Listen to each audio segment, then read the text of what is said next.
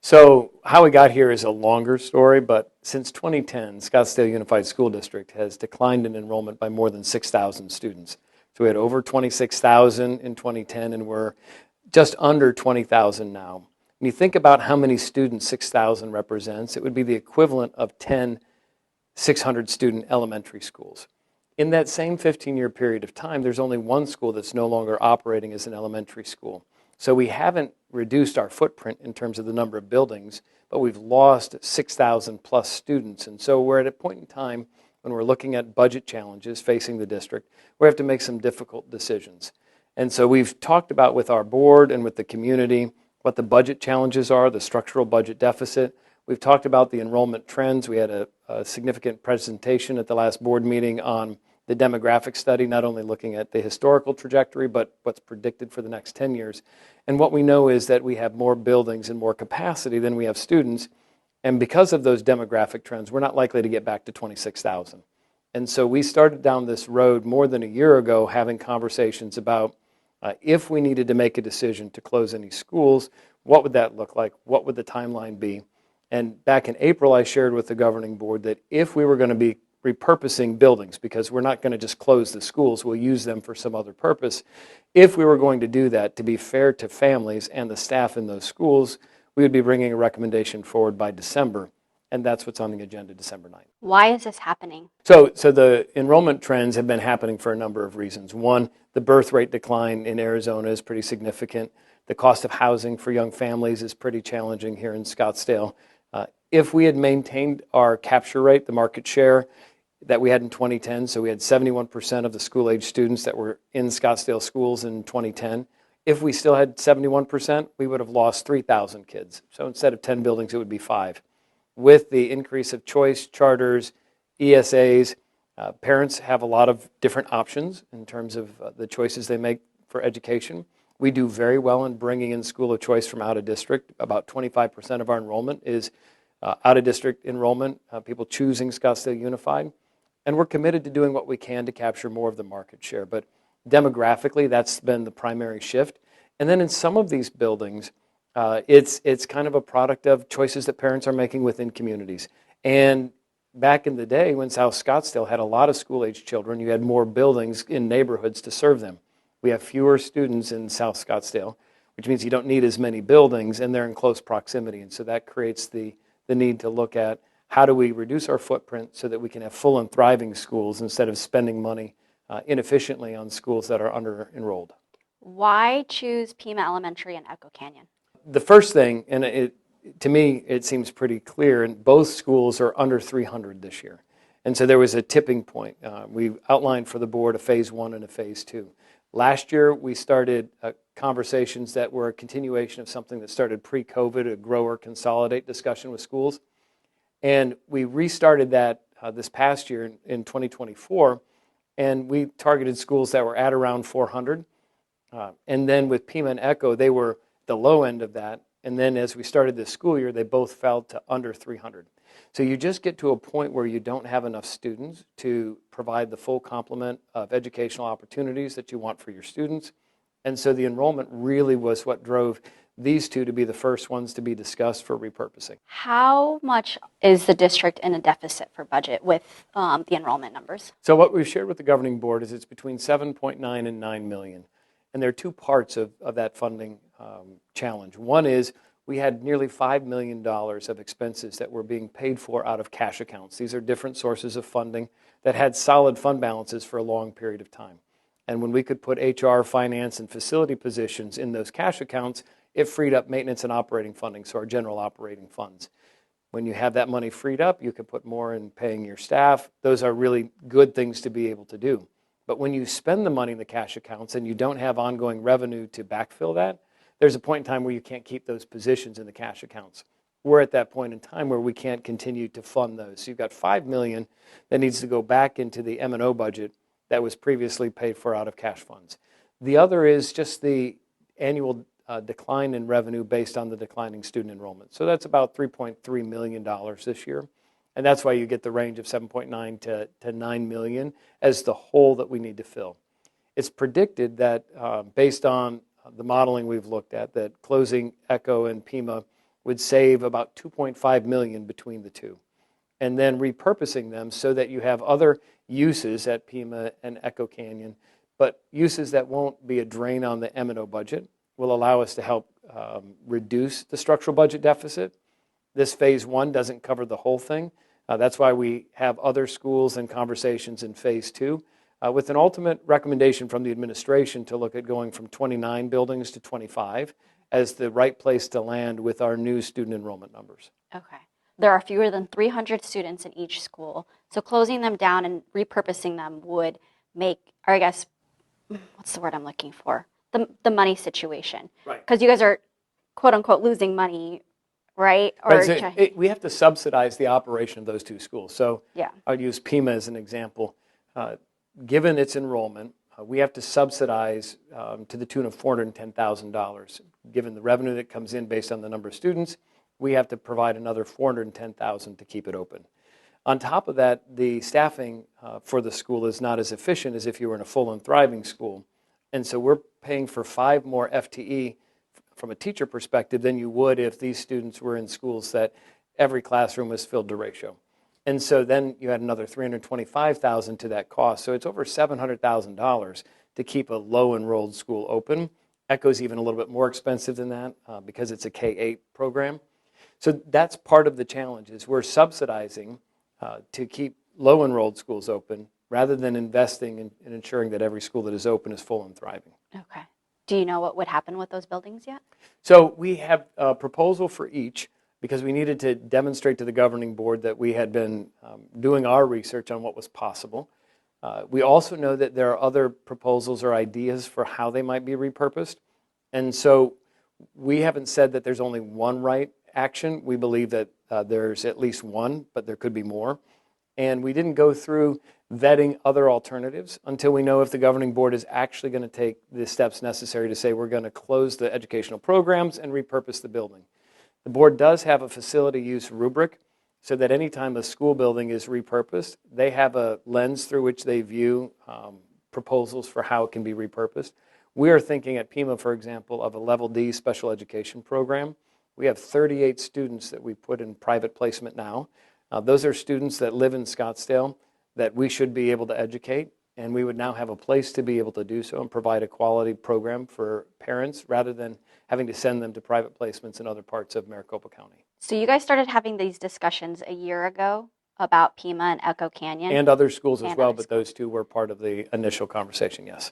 Parents that I've talked to in recent months have talked about how they feel like there's a lack of transparency and they feel blindsided and that all of this stuff just came out so quickly.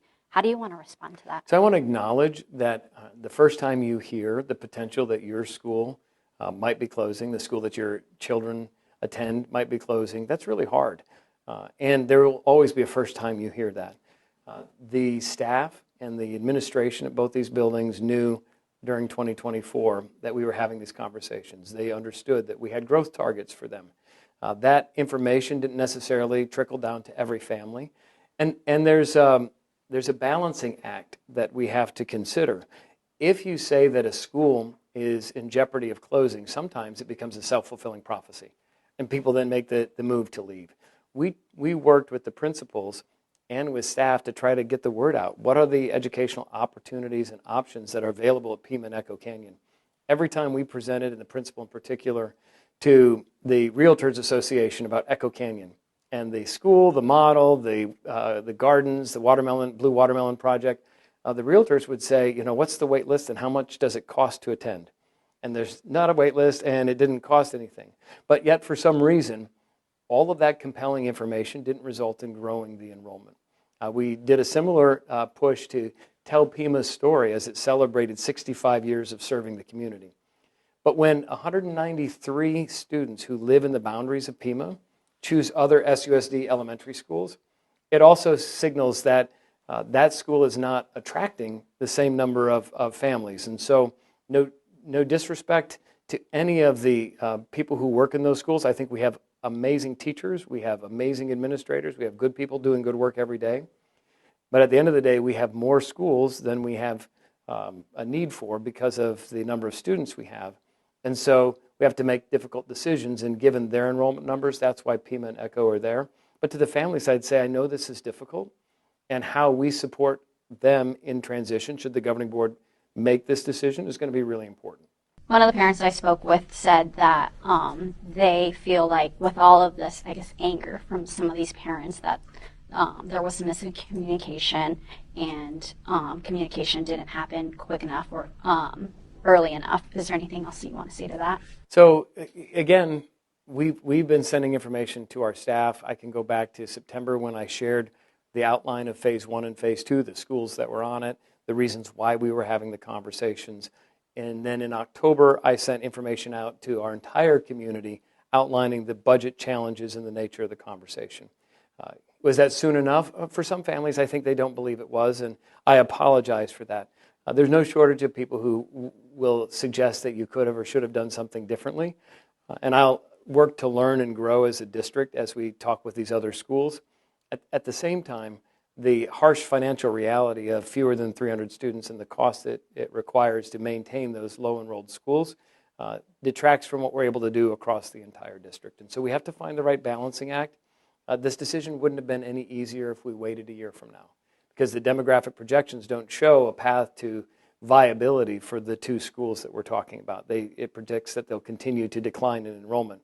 And so that's part of where we are. And if they were able to grow enrollment by getting from another one of my elementary schools, unless you get students who are not currently enrolled in the district, it doesn't solve the underlying budget challenge. You have to grow by getting students who are not currently enrolled in SUSD. So that's part of the reality.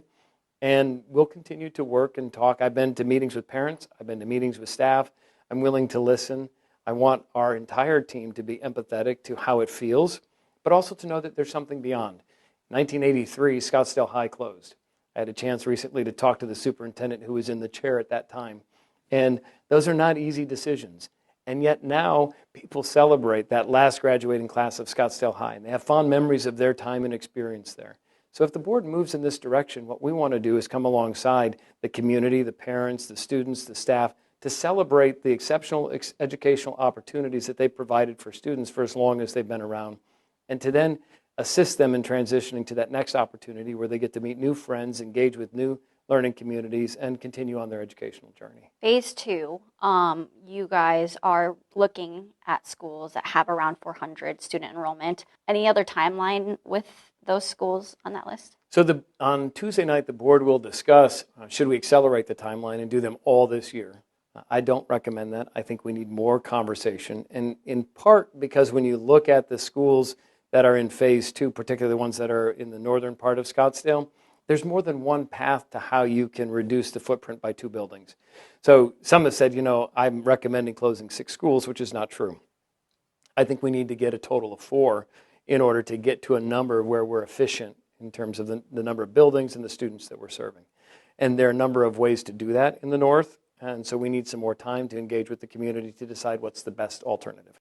So you don't recommend accelerating that process, but you recommend that the district needs to close at least 4 schools. Yeah, I outlined at that meeting on November 18th that if we're going to have full and thriving schools, that we really should reduce our footprint to increase our impact. And in that presentation, I said that we should go from 29 to 25. You guys are only one of a few districts that are going through that this year, and there were multiple in the last few years. Have you reached out to any of those superintendents for advice? I have. We've had conversations. I was talking with the Paradise Valley superintendent who was in the chair when that was happening, plus I talked to his successor, spoke with the Cave Creek superintendent. These are not easy for any community. They're not easy for boards. In fact, if you go back and look at Cave Creek, they recommended 2. The board kind of flip-flopped before they ended up closing the 2. It's difficult for communities. And we have an obligation as stewards of taxpayer resources to make sure that we're leveraging every dollar to maximum impact. And I want to be able to invest in our people, our staff, our teachers in the classroom to ensure that we're providing the most compelling educational opportunities for our families. And we cannot do that with the resources that we have from the state and federal government if we're spending it on buildings that are low enrolled, because that reduces our capacity to invest in full and thriving schools.